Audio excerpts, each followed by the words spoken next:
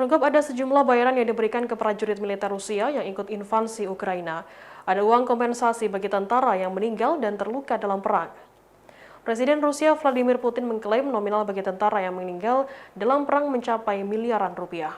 Dikutip Tribun Wow dari media Rusia RT Sabtu 5 Maret, Putin menjanjikan sejumlah bayaran atau kompensasi bagi prajurit yang ikut dalam invasi. Yang membantah bayaran untuk tentara hanya 11.000 rubel atau sekitar 1,4 juta rupiah. Putin menegaskan bayaran bagi tentara yang tewas dalam menjalankan tugas, yakni sebesar 7 juta rubel atau setara dengan 935 miliar rupiah.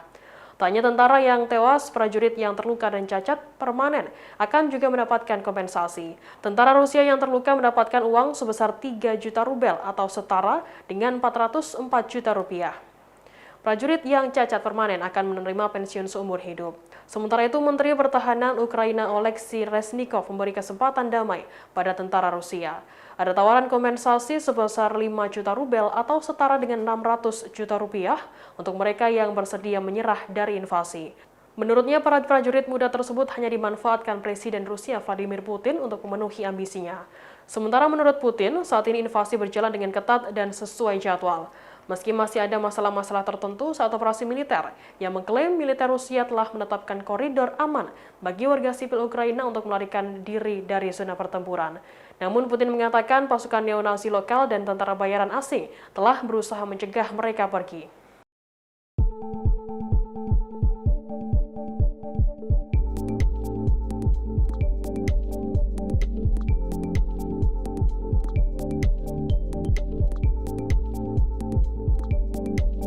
Terima kasih sudah nonton. Jangan lupa like, subscribe, dan share ya.